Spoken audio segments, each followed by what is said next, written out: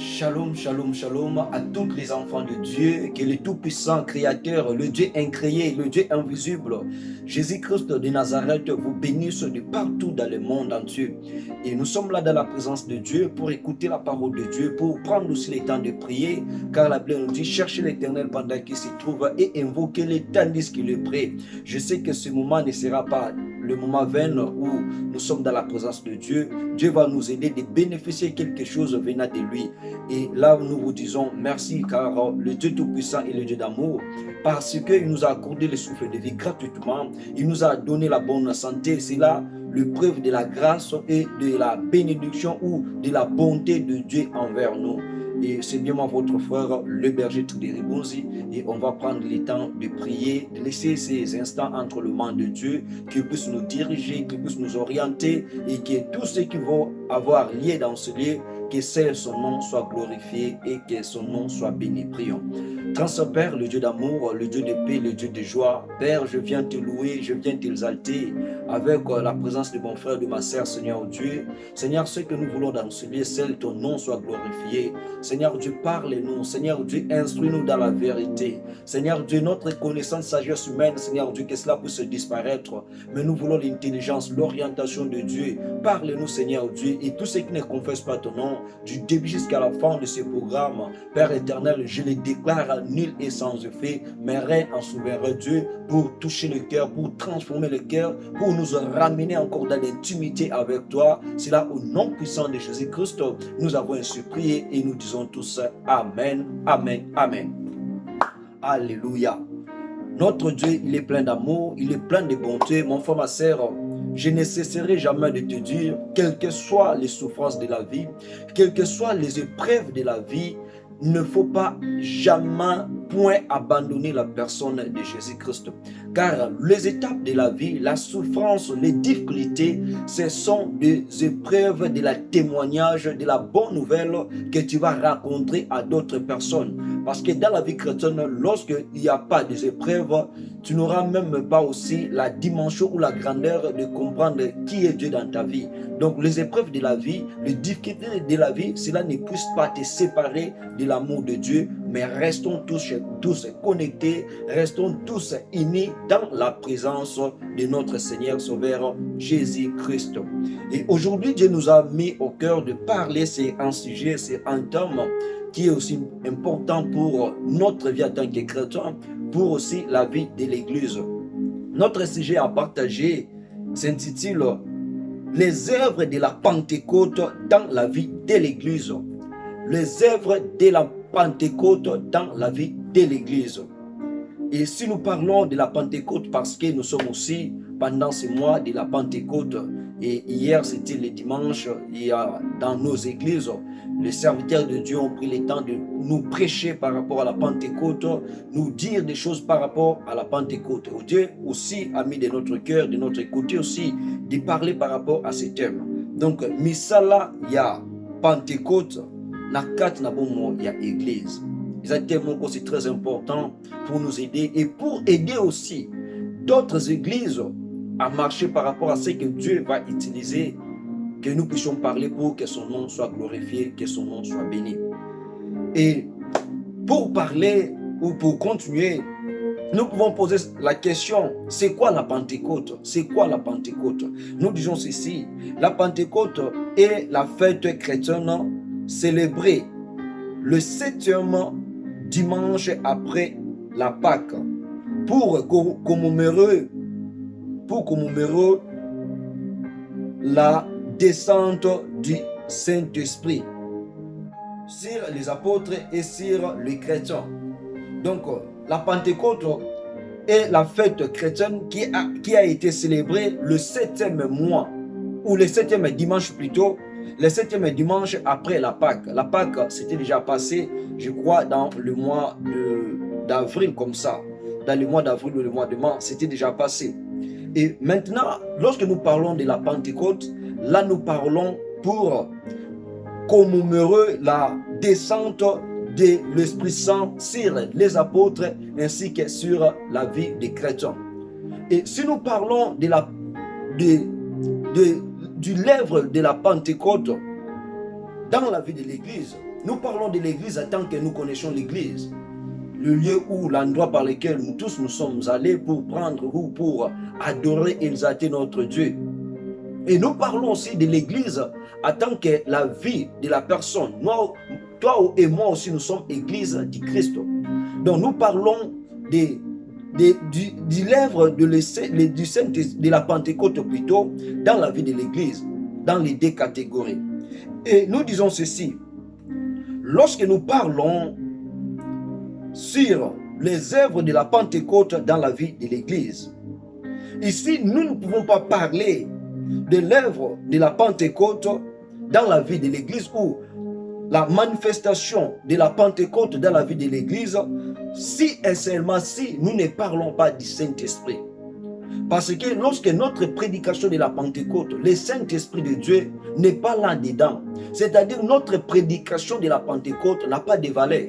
Parce que le Saint-Esprit, c'est lui qui est le fondement de ce message de la Pentecôte. Le Saint-Esprit, c'est lui qui est la base de la Pentecôte. Et lorsque nous parlons les œuvres de la Pentecôte dans la vie de l'Église, et ici nous parlons de deux manières. Nous parlons de l'œuvre de la Pentecôte avant et après l'Église. Et aujourd'hui, Dieu nous fera grâce de parler sur l'œuvre de la Pentecôte dans la vie de l'Église par rapport avant la descente de l'Esprit Saint. Et nous disons ceci, Jésus-Christ étant le Fils de Dieu, étant Dieu lui-même, lorsqu'ils étaient sur la terre des hommes avec les apôtres, c'est lui-même qui est la tête de l'Église. C'est lui-même qui est l'homme de la Pentecôte. Et lorsque nous parlons de l'œuvre de la Pentecôte dans la vie de l'Église, et là, nous pouvons parler sur quelque chose qui concerne la Trinité. Nous avons le Père, le Fils et le Saint-Esprit. Et si nous parlons de trois choses, ou de trois personnes, et c'est pour nous mettre à la connaissance de ce que nous avons comme sujet de la Pentecôte. Et chacun des personnages avait son rôle à jouer. Le Père avait son rôle à jouer, le Fils aussi avait son rôle à jouer, et le Saint-Esprit aussi avait son rôle à jouer. Et l'œuvre du Père et l'œuvre de Jésus-Christ, ce sont là les deux personnes qui ont le même témoignage, qui ont le même aspect. Parce que la Bible nous dit que le Père témoigne sur le Fils. Et le Fils aussi témoigne concernant son Père. Donc, le Père a un bon témoignage concernant le Fils. Le Fils aussi, de son côté, a un bon témoignage concernant son Père. Mais maintenant, le Saint-Esprit, lui, il est là pour l'œuvre de la continuité. Alléluia. C'est-à-dire l'œuvre de la continuité du Père et du Fils. Maintenant, le Saint-Esprit est là pour travailler par rapport à cette œuvre-là de la continuité. Le Père était invisible, mais le Père a fait qu'il soit invisible à travers son Fils Jésus-Christ. Et Jésus-Christ, pendant sa vie terrestre, il était là avec les apôtres, il était là avec les chrétiens, tant que Dieu est visible. Il a fallu que Jésus-Christ de Nazareth puisse monter au ciel pour dire sa mission a été accomplie. Afin que le Saint-Esprit aussi puisse prendre les relèves de la continuité. Et le Saint-Esprit étant aussi la personne de l'invisibilité, et Dieu le Père aussi étant que la personne de l'invisibilité, seulement Jésus-Christ qui était dans la visibilité. Et lorsque Jésus-Christ prit l'état de monter vers le Père, maintenant le Saint-Esprit est descendu pour la continuité de son œuvre. Et le Saint-Esprit, nous en tant que les enfants de Dieu, nous en tant que l'Église, nous avons la capacité de toucher, nous avons la capacité d'écouter, nous avons la capacité de voir le Saint-Esprit en nous agir. Donc, le Saint-Esprit est capable d'apparaître dans la visibilité. Mais ce n'est pas à n'importe quel homme ou à n'importe quelle femme. dont le Saint-Esprit a la capacité de se manifester. Mais le Saint-Esprit, il est là, en train de se manifester à travers toutes les personnes, toutes les gens qui ont une relation, qui sont en relation continuelle, qui sont en harmonie avec le Saint-Esprit. C'est-à-dire le Saint-Esprit est capable de te parler, le Saint-Esprit est capable de t'orienter, de te faire voir des grandes choses. Pourquoi tu es dans l'intimité? Et nous, en tant qu'enfants de Dieu, nous, en tant que l'Église, nous devons vivre dans cette intimité-là. Mais aujourd'hui, il y a des églises, il y a des enfants de Dieu dont nous avons la connaissance des autres choses du monde. Peut-être football, peut-être musique, peut-être la politique. Oui, ce n'est pas mauvais. Est-ce que la connaissance que tu as par rapport à ces choses-là, tu as aussi la même connaissance par rapport à la personne de Jésus-Christ, à la personne du Saint-Esprit? Parce que dans la connaissance que tu as du Père ou du Fils ou du Saint-Esprit, c'est par rapport à cette connaissance-là que tu peux témoigner, tu peux prêcher, tu peux enseigner par rapport à l'œuvre de la Pentecôte. Mais aujourd'hui, le Saint-Esprit ou l'œuvre de la Pentecôte dans nos églises est absent. Et lorsque le Saint-Esprit est absent, c'est-à-dire notre église, notre personnalité est sous contrôle, nom de Dieu est sous contrôle de nous-mêmes, de nos pensées. Il y a aujourd'hui des serviteurs, des servants de Dieu. Vous êtes là, nous sommes là dans nos églises. Mais nos églises, le Saint-Esprit, il n'est pas le fondement, il n'est pas la lumière qui éclaire. Vous voyez peut-être un serviteur servant de Dieu, il travaille dans l'église, mais il travaille par rapport à la connaissance de la théologie, il travaille par rapport à la connaissance humaine. Non, ce n'est pas ça. Mais lorsque le Saint-Esprit est à nous, le Saint-Esprit nous donnera des révélations par rapport aux choses dont la théologie est incapable de nous parler, auxquelles la théologie est limitée.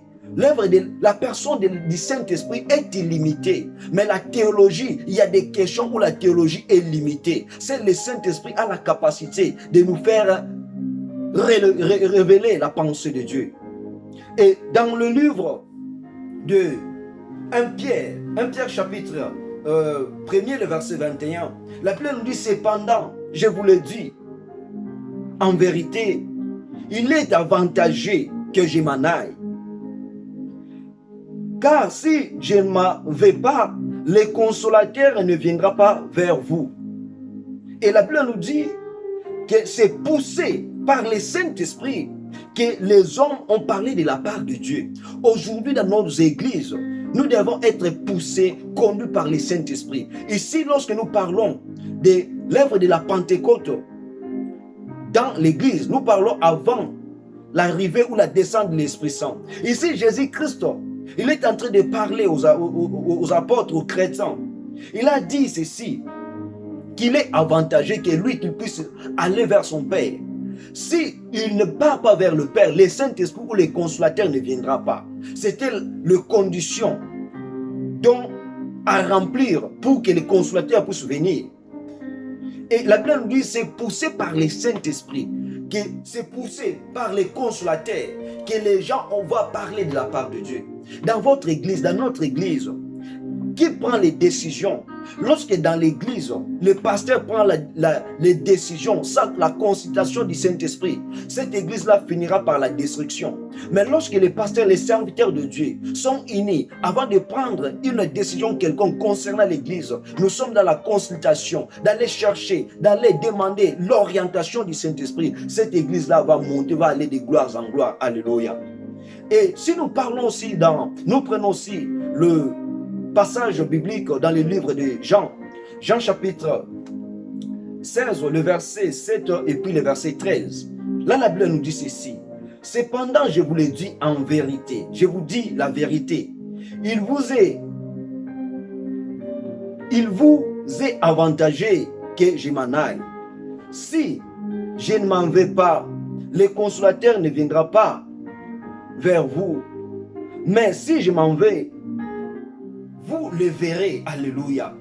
Et le verset 13, la Bible nous dit, quand le consolateur sera venu, l'esprit de vérité, il vous conduira dans toute la vérité, car il ne parlera pas de lui-même, mais il vous il dira tout ce qu'il aura entendu et il vous annoncera les choses à venir.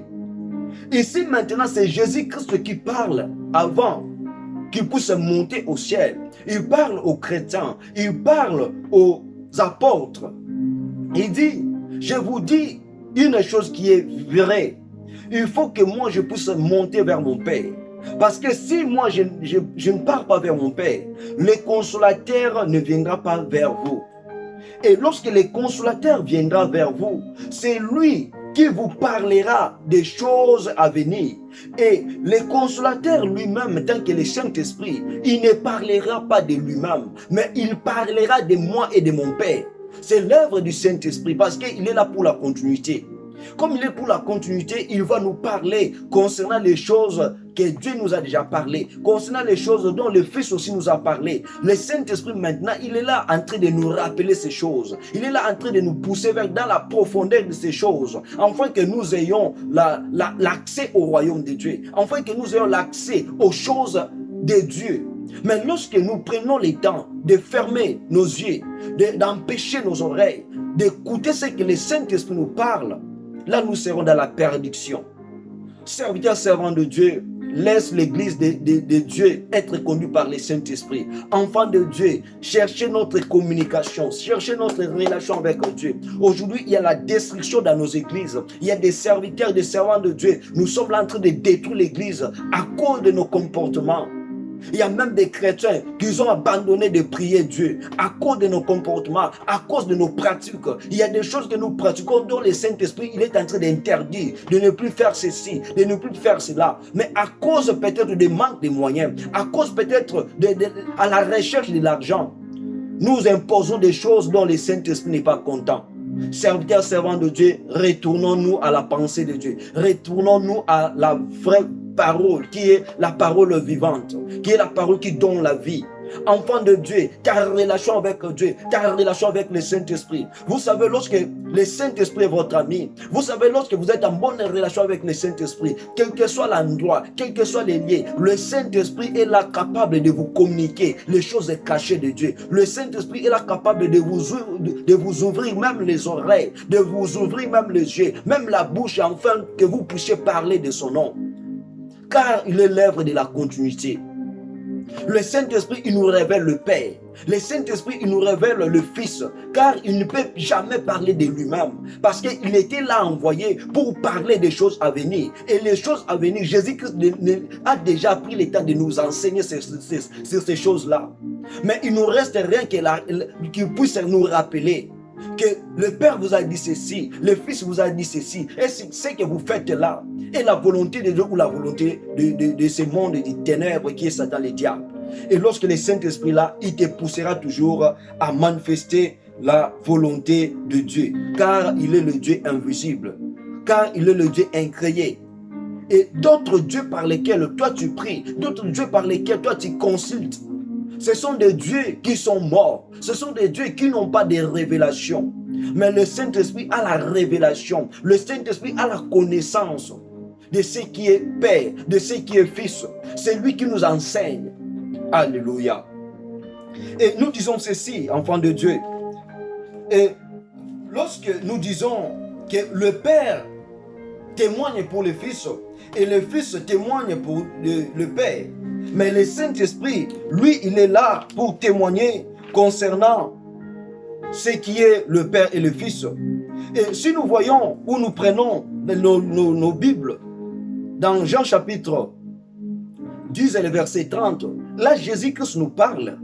Moi et le Père, nous sommes un. C'est-à-dire, Jésus-Christ a la connaissance du Père. Le Père aussi a la connaissance de son Fils. Et même si vous prenez Jean chapitre 5, le verset 36 à 37, il nous parle de comment le Père rend le témoignage du Fils et comment le Fils rend témoignage du Père.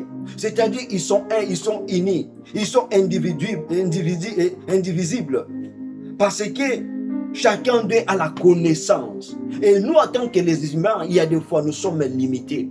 Et lorsque nous sommes limités, nous faisons appel au Saint-Esprit pour nous indiquer de ce que nous pouvons faire, des décisions que nous pouvons prendre.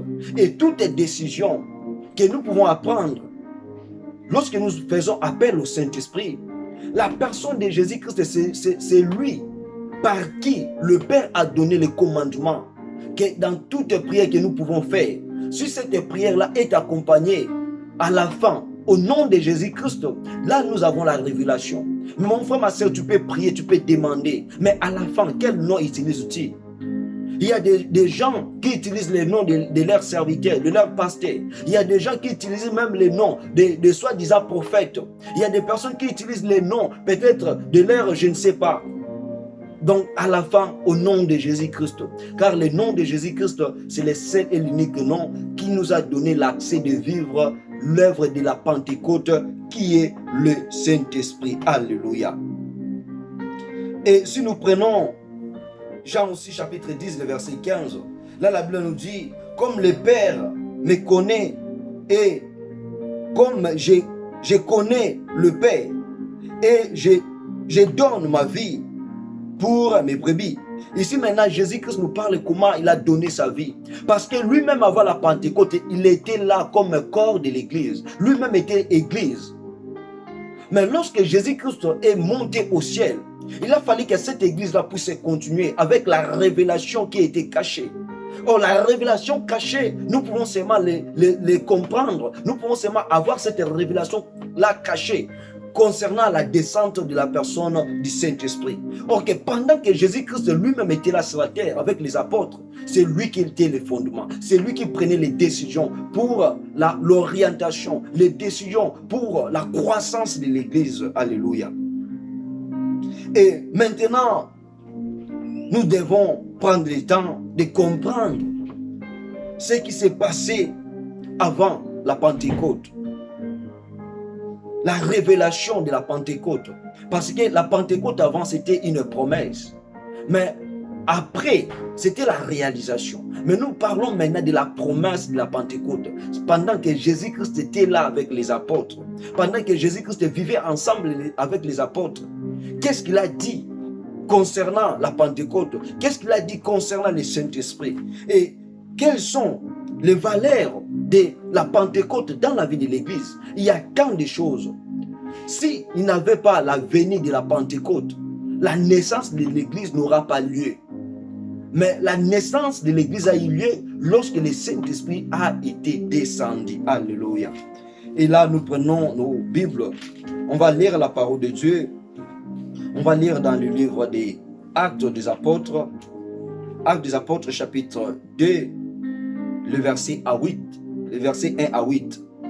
Actes des Apôtres, chapitre 2, le verset 1 à 8. Ici, la Bible nous dit, jusqu'au jour où il fut enlevé au ciel, après avoir donné ses ordres par le Saint-Esprit aux apôtres qu'il avait choisis.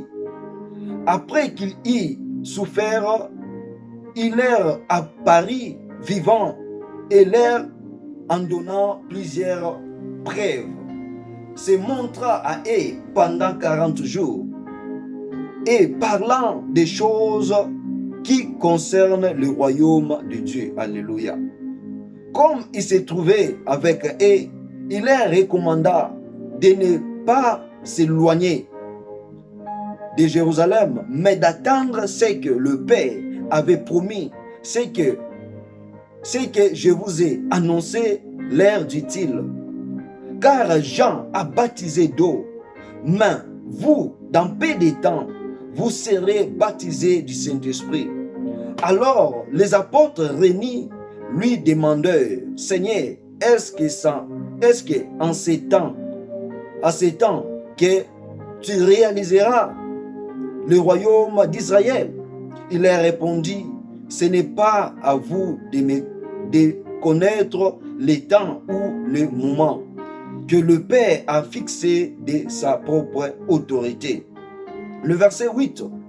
Mais vous recevrez une puissance, le Saint-Esprit survenant sur vous, et vous serez mes témoins à Jérusalem, dans toute la Judée, dans la Samarie et jusqu'aux extrémités de la terre. Alléluia.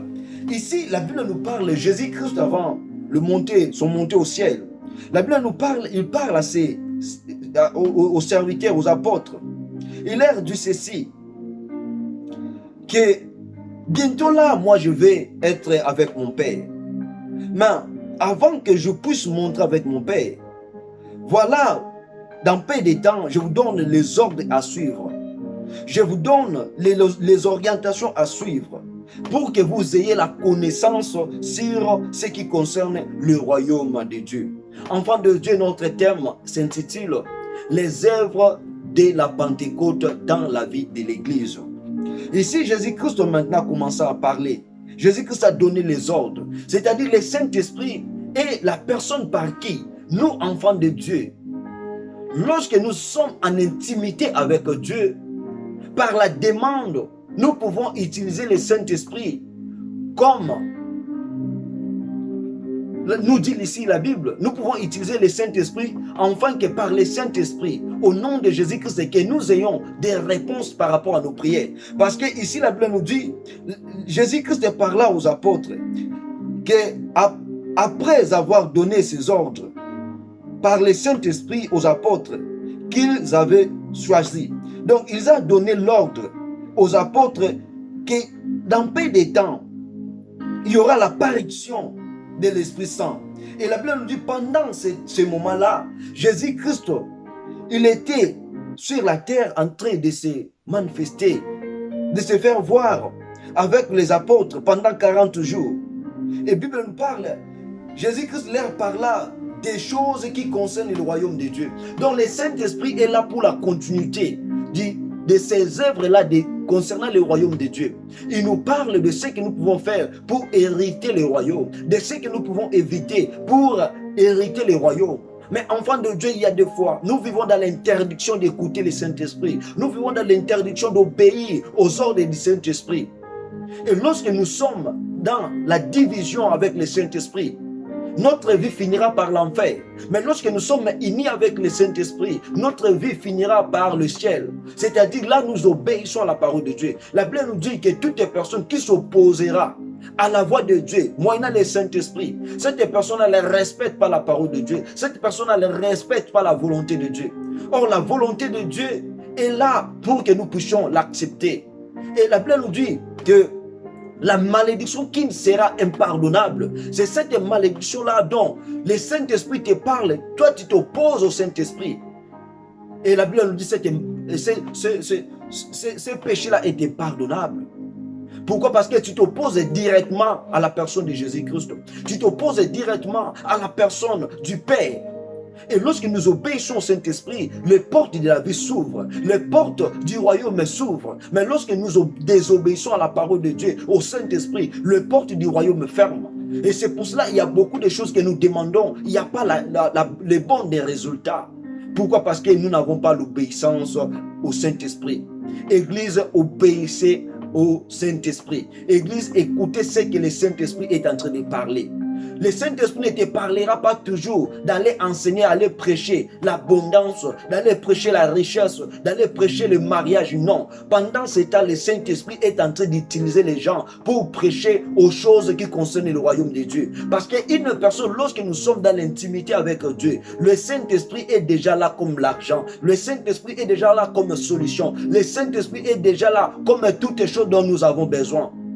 Donc, cherchez maintenant à prêcher aux gens les choses concernant la vie éternelle, concernant le royaume de Dieu. C'est ça, c'est que Dieu a envoyé le Saint-Esprit pour continuer cette œuvre-là de la continuité. Alléluia. Et ici, la Bible nous dit, Jésus-Christ leur parla de ne plus s'éloigner de Jérusalem jusqu'à ce que le Saint-Esprit il viendra à eux.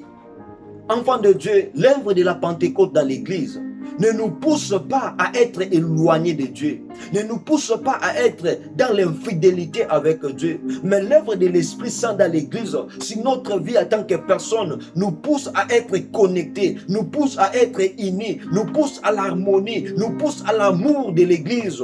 Enfants de Dieu, où est ces valeurs-là? Aujourd'hui dans l'église, il n'y a pas l'amour. Aujourd'hui dans l'église, il y a la haine, il y a les jalousies, il y a tant de choses négatives. Or, ici, la Bible nous dit, avant la venue du Saint-Esprit, Jésus-Christ parle aux disciples d'être unis, d'être ensemble, en train d'attendre le Saint-Esprit. Aujourd'hui, il y a serviteurs, servants de Dieu. Nous prêchons la parole de Dieu, il y a l'onction de Dieu. Mais dans notre haine, il y a les jalousies. Dans notre haine, il y a des choses négatives. Il y a même des serviteurs qui sont là en train de s'unir pour éliminer leurs serviteurs, pour éliminer peut-être des gens qui sont semblables avec eux. Non. Où est l'œuvre du Saint-Esprit dans ta vie?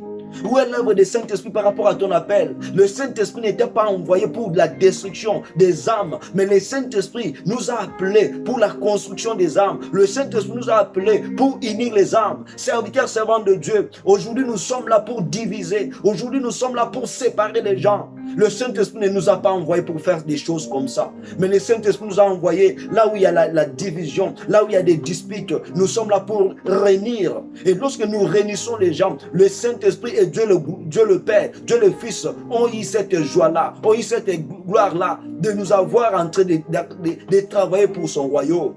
Mais lorsque nous parlons des choses qui sont dans la division, là nous sommes là en train d'enrichir le royaume de l'ennemi qui est le diable. Mais le Saint-Esprit est là pour la réconciliation.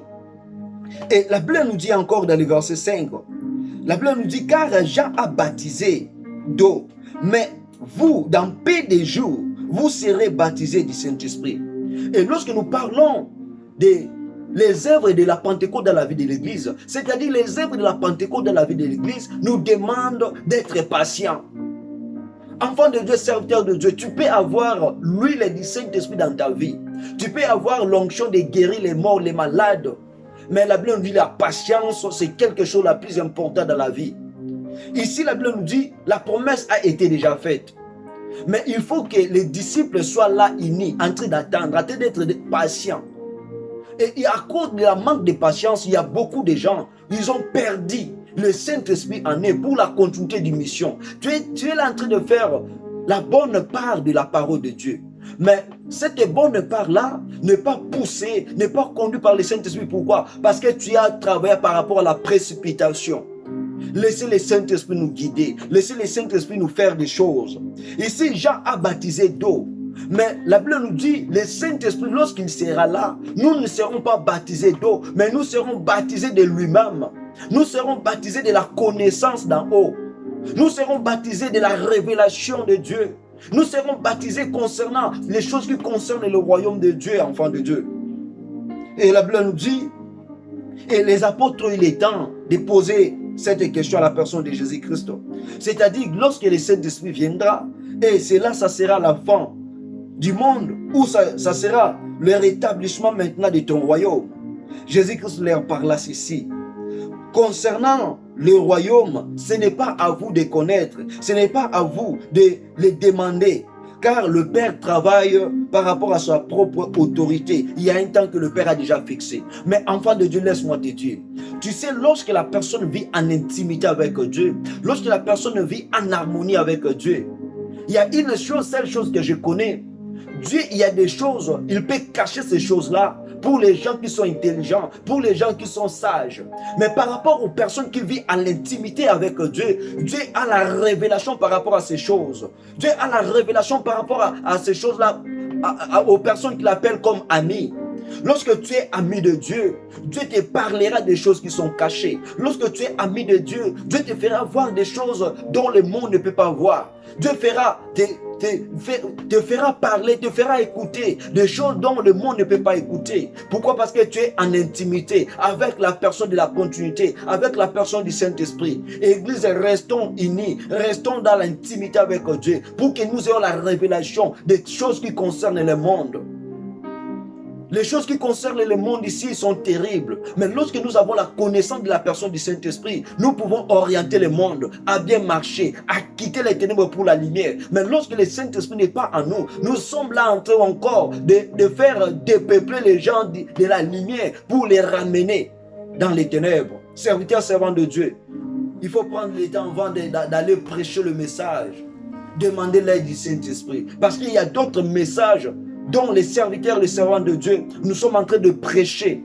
Ces messages-là n'ont pas le fondement du Saint-Esprit. Ces messages-là, donc il y a des moments où le peuple de Dieu sont dans la confusion. Ils ne savent pas quoi faire. Parce que la révélation n'est pas là. Parce que la connaissance du Saint-Esprit n'est pas là. Nous avons besoin que le Saint-Esprit descende à nous. Et la personnalité du Saint-Esprit, c'est quelque chose qui est individuel. Mon frère, ma soeur, individuellement, cherche la communication, cherche ta relation personnelle avec le Saint-Esprit. Parce que lorsque tu cherches la communication, la personnelle avec le Saint-Esprit, il est capable de te révéler les choses dont peut-être tes parents, tes grands-parents ont dans les capacités de connaître ces choses-là. Mais lorsque tu es en communion avec le Saint-Esprit, il te fera connaître ces choses-là. Alléluia.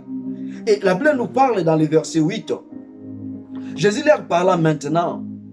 Mais cette puissance-là que vous avez, que vous aurez à recevoir, parce que nous parlons de l'œuvre de la Pentecôte avant la descente. Maintenant, c'est la promesse que Jésus-Christ est en train de promettre aux disciples, aux chrétiens. Comment le Saint-Esprit viendra, comment le Saint-Esprit fera des choses. Et ici, la Bible nous dit, Jésus-Christ leur parla, que vous avez le temps, et dans ce temps-là, vous recevez sur vous une puissance. Le Saint-Esprit survenant sur vous.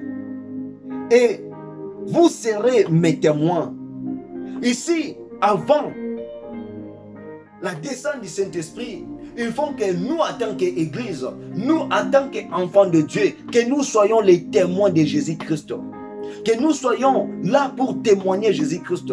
Vous savez, dans la Bible, il y a un jour, je me suis dit, nous, en tant que chrétiens, que nous avons accepté Jésus-Christ par la foi. Nous avons la connaissance. Nous avons notre foi au-delà même des apôtres. Pourquoi? Parce que les apôtres ont eu le temps de s'asseoir avec Jésus, de partager des choses avec Jésus. Mais à la fin, il y avait de ceux-là qui ont trahi la personne de Jésus-Christ. Il y avait de ceux-là qui ont même vendu la personne de Jésus-Christ.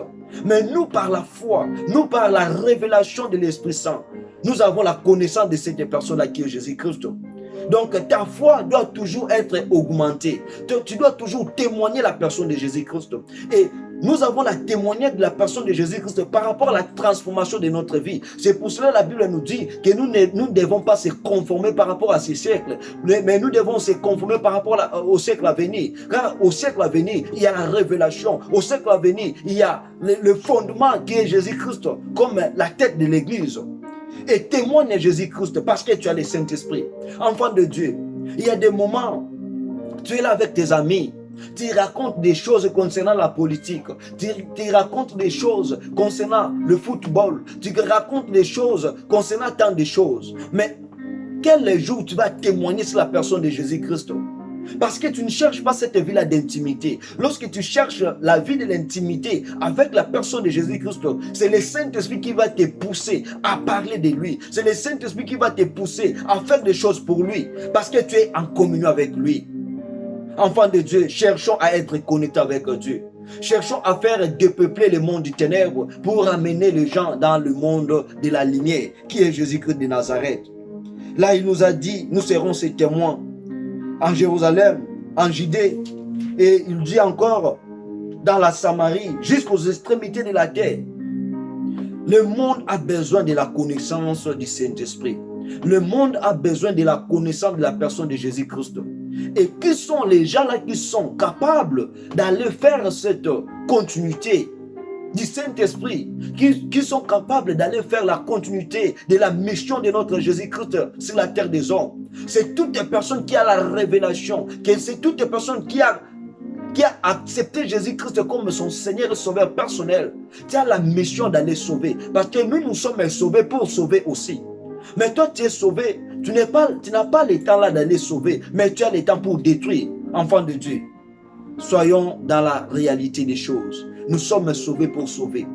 Il y a des gens aux alentours de ta vie, ils vivent dans les ténèbres, ils vivent dans des choses démoniaques. Mais toi, tu as la connaissance du Saint-Esprit. Avec cette connaissance, qu'est-ce que tu fais de cette connaissance? Ne prenez pas seulement de partager des connaissances aux choses mondaines, mais prenons aussi le temps de partager la connaissance par rapport à la révélation cachée.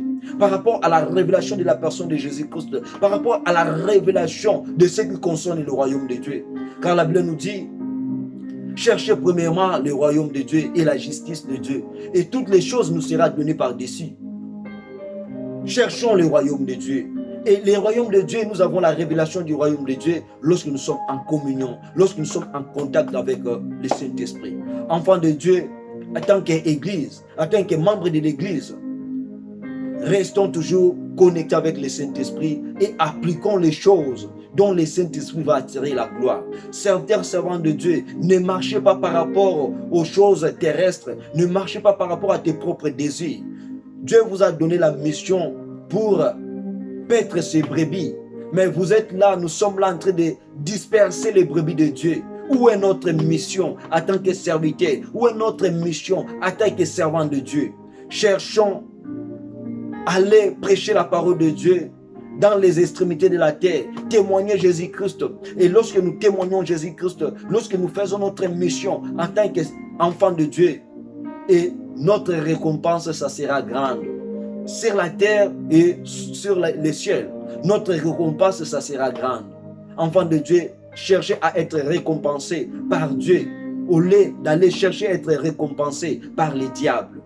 Car le diable peut te récompenser aujourd'hui sur la terre, mais demain ta vie sera dans l'enfer. Mais lorsque tu confesses Dieu, lorsque tu témoignes Dieu, Dieu va te faire grand sur la terre des hommes. Et Dieu va te faire encore grand dans son royaume.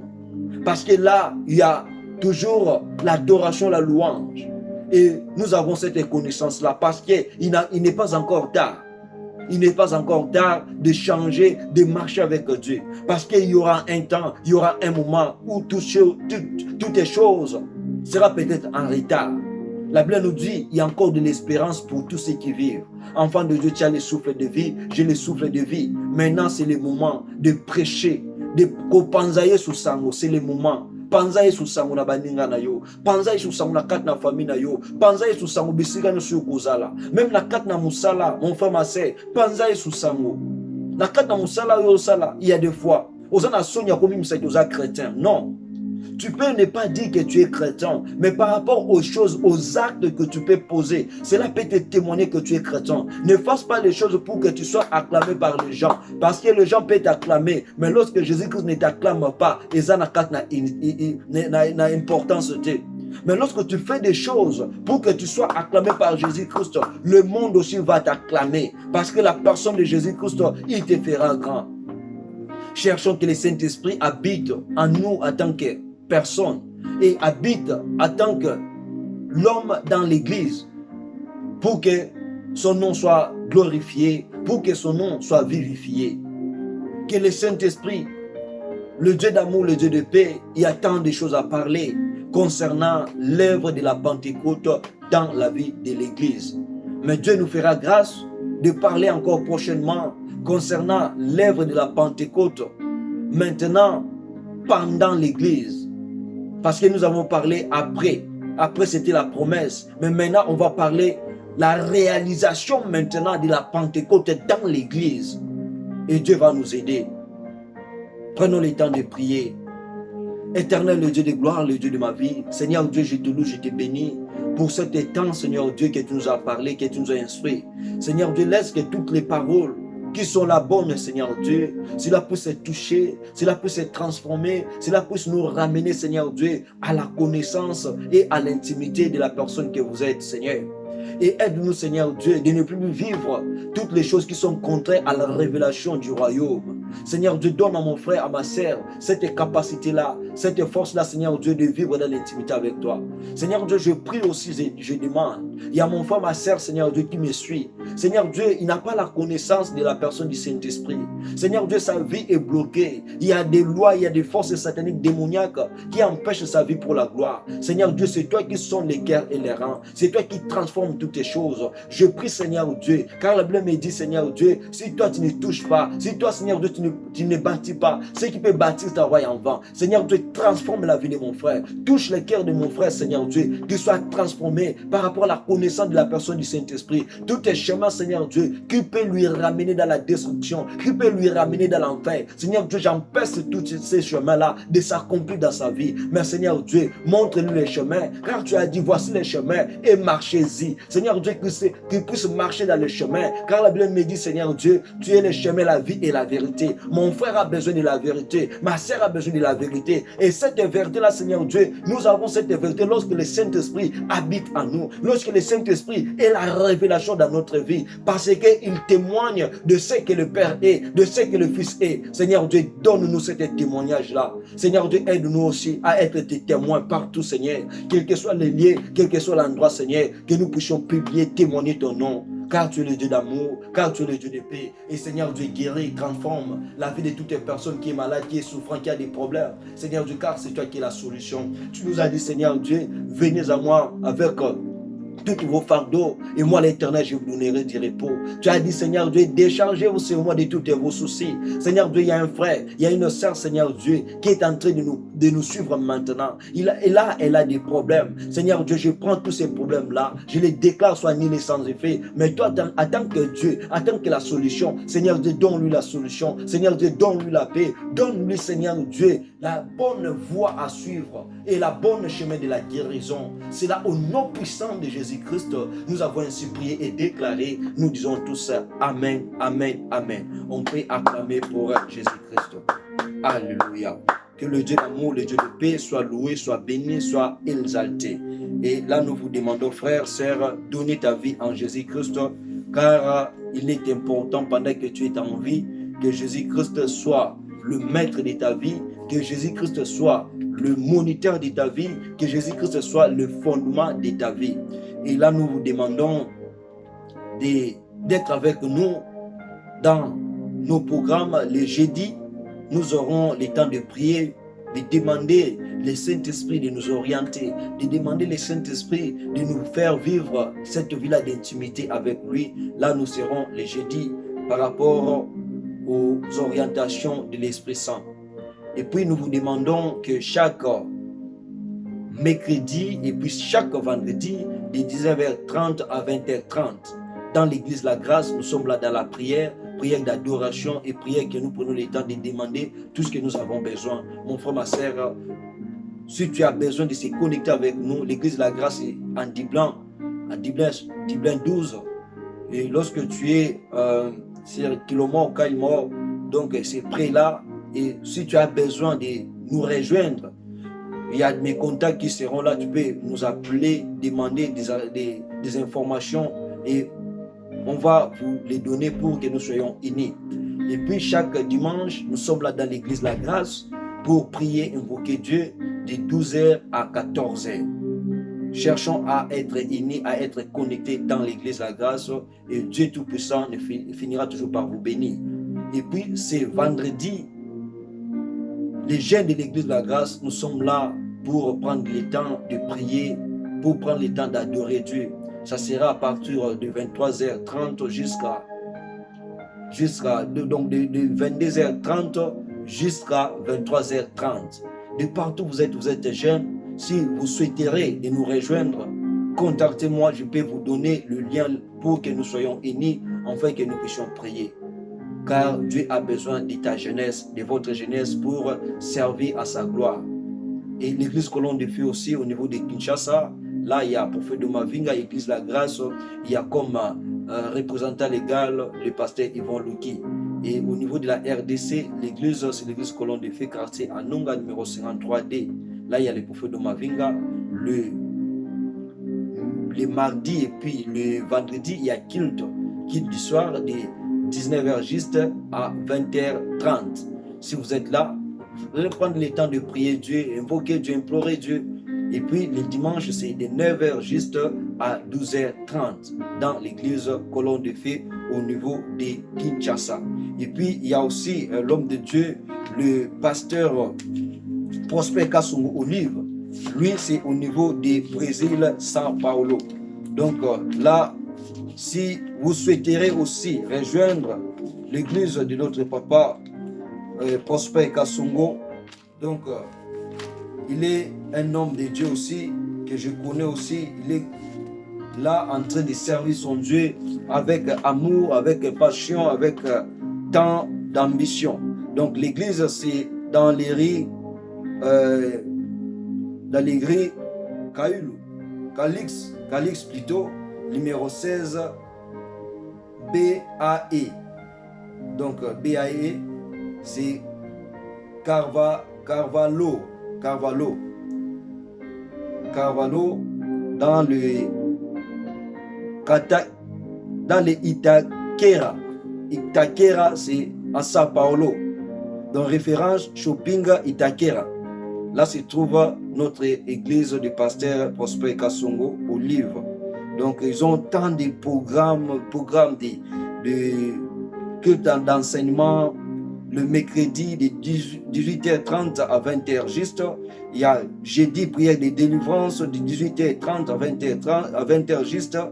Et puis le vendredi, il y a description des hôtels.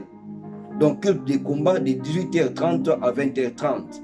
Et puis chaque dimanche, culte d'adoration de 10h juste à 13h juste. Ce sont les églises, si vous êtes dans ces endroits ou cadres, Irlande, RDC ou Brésil, São Paulo, si vous n'avez pas une église où aller prier, vous pouvez aller là-bas. Mais si vous avez aussi votre église, nous tous nous partageons toujours la même parole pour la gloire de Jésus-Christ de Nazareth. Donc que Dieu Tout-Puissant nous bénisse, Dieu Tout-Puissant nous fasse du bien et que la visitation de la bonne nouvelle nous soit favorable. Et là, nous vous souhaitons de bonnes choses avec Jésus-Christ. Restez toujours dans les bons avec Jésus-Christ, car en Jésus-Christ, il n'y a pas de mauvaises choses. Il y a toujours du bon dans la personne de Jésus-Christ. Tout ce que tu peux demander, tout ce que tu peux chercher, si vous êtes dans les bons avec la personne de Jésus-Christ, vous l'aurez tout ce que vous avez besoin. Car il a dit, tout ce que vous demanderez en priant, croyez que vous l'avez reçu et vous le verrez s'accomplir. Que l'accomplissement de Dieu, l'accomplissement de Jésus-Christ soit votre partage de maintenant et à jamais. Que Dieu Tout-Puissant vous bénisse et à nous revoir le jeudi pour temps de prière concernant ce que nous avons parlé maintenant. Et le jeudi, on va prendre le temps de prier sur ça. Dieu Tout-Puissant vous bénisse. Ciao, bye bye.